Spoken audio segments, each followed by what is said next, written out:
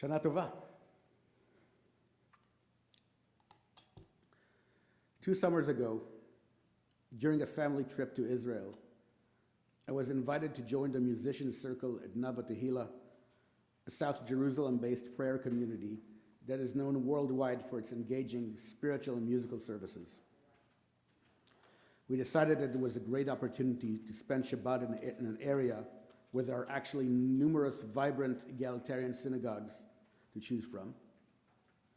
So we rented a room in a small hotel in the Baka neighborhood, eager to get a taste of the energetic, liberal Jewish scene that the area is known for. Heading to the shul late afternoon on Friday, I noticed something interesting. Walking around in the streets of Baka, I heard a lot more English than Hebrew.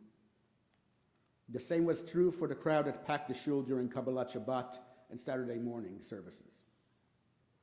Services were conducted in Hebrew, but the main points of the sermon, as well as the instructions, were repeated in English as well. Following a lazy Shabbat nap, we headed out to a local park where the kids had a great time, and once again, language was no issue for them. Most of the children in the park spoke the same weird mix of English and Hebrew that Eitan and Eliana always assumed was unique to our family. At some point, I remember hearing someone shout Eliana, and at least 5 little girls answered. Despite never having been there before, everything about the neighborhood felt familiar and comfortable. The vast majority of the residents were either Anglos who had made Aliyah or Israelis who grew up in Anglo families. These were people who wanted to live in Israel, but still feel the warmth of the Jewish community that they left in the US, Canada, and the UK. They wanted to live in a community that would not bat an eye when they invited their neighbors to their daughter's bat mitzvah that would take place in a synagogue. They wanted to live in a place where modern Orthodox, conservative, Reconstructionist, and Reformed synagogues could be found on the same street, and egalitarian, observant Jewish practice was seen as the norm rather than a rebellious attempt to break away from tradition. A place where they would not be constantly judged for either being too religious or not religious enough. It is a community small enough for everyone to know pretty much everyone else. And everyone in this community certainly knows Rachel Goldberg and John Paulin.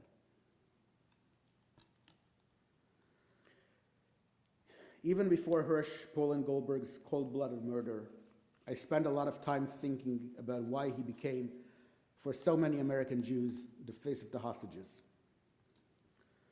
The fact of the matter is that nothing made him any different than any of the other hostages, other than him being one of us, a member of the Jewish American community in Israel, where people are not separated by 6 degrees, but rather 3 at the most. It is pretty much impossible to find a serious Jewish community in the US where at least one person did not know the Paulin Goldbergs, often by spending time studying at the Pardes Institute where Rachel teaches. For so many of us, Hirsch made it personal. But of course, this whole war is personal. Perhaps the most difficult thing to explain to non-Jewish friends and colleagues is how personal it really is. More than once, I heard the sentence, "But why do you care more deeply about 100 hostages than about thousands of Gazans? It's not like you knew them." How can you explain the fact that there is no single Israeli who is not somehow related or acquainted with either one of the victims or hostage families? How can I explain that it takes every ounce of my willpower to not constantly think of the fact, yes, fact, that my kibbutznik uncle and aunt being alive today is the result of sheer luck and nothing else? That so many of their friends were not as lucky? How can you explain the feeling that for us, it's not the cause of the day, it's not something that we watch on TV and moan, "Oh, how sad," before changing the channel? That pretty much every Jew in the world was wondering on that cursed day if they would have survived it. I recently read a news story on an Israeli news website about a woman who went through weight loss surgery because she figured out that she was too heavy to run away fast enough from a terror attack or protect her children. I recalled a woman I knew in Calgary, a very affluent doctor's wife, who always kept a full duffel bag under her bed, ready to escape when things go south for us. I used to think that there was something wrong with her. Now I'm wondering if she is the only one who saw the world as it is. It is personal, and nobody else gets it. The Talmud in Tractate Shavuot teaches us, Kol Yisrael arvin ze bazeh. All of the people of Israel are responsible for one another. Traditionally, the phrase was understood that even though the commandments are placed upon each individual, all Jews are guarantors of one another, and are like a guarantor who pays the debt of his friend. That is the Ritva on Tractate Rosh Hashanah 29. If one Jew in the world breaks a commandment, they're not only individually responsible, but all the Jews in the world are held accountable as well. This is why when we say the vidui, the confessional prayer on Yom Kippur, we use the collective rather than individual language for a sin we committed, not for a sin I committed. Even if we did not commit a particular transgression, we know that somewhere, someone did. This accountability, I believe, is not prescriptive, but descriptive. We do not need to be told that we are to be responsible for one another. We simply are. We see it every time a Jew commits a horrible crime, and we worry that it might reflect on all of us. We see it every time a Jew becomes particularly famous or achieves some great accomplishment, and we somehow take a lot of pride in them as if they were a close friend or relative. How many of us eagerly watched movie credits looking for old Jewish names? A practice I heard once referred to as jubilation. On the other hand, can you imagine anyone watching a news story and mumbling under their breath, "Oh, this will not be good for the Methodists"? Like it or not, this is a major part of being Jewish. As our liturgy says, Chaverim Kol Yisrael, all Israel are bound together. Judaism is a communal tradition. I have often said that you simply cannot be a Jew on a desert island.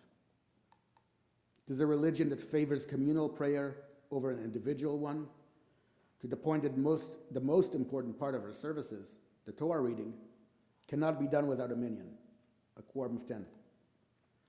We instruct our mourners to say the Kaddish daily, a responsive prayer which is only said in community, essentially assuring that they would not be left alone during their most vulnerable time.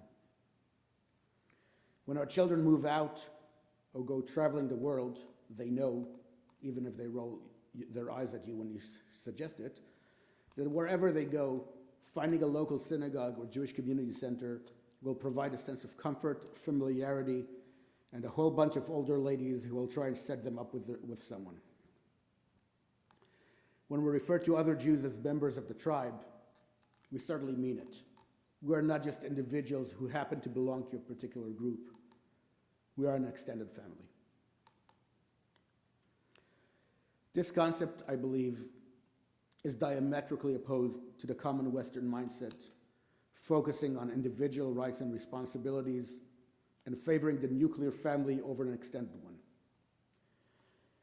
Most Americans, and particularly those who are not immigrants of themselves or children of immigrants, simply do not feel the same connection to members of their religious or ethnic communities. We often decry how assimilated American Jews have become, that the only things separating us from our Christian neighbors are rituals and religious traditions. I believe that the last year has taught us that this is not the case.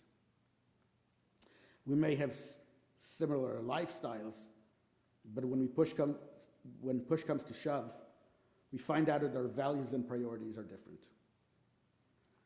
We can argue amongst ourselves, fight, kick, and scream, We can be appalled by how other Jews have distorted Jewish values, which is just another word for disagreeing with whatever particular stance on any given topic we are. We may even wonder if different groups of Jews actually have anything in common. But when one of us is in trouble, even if it's someone we do not particularly like, we all feel it. That is what Jewish peoplehood is all about. It is personal, and nobody else gets it. Shana Tova.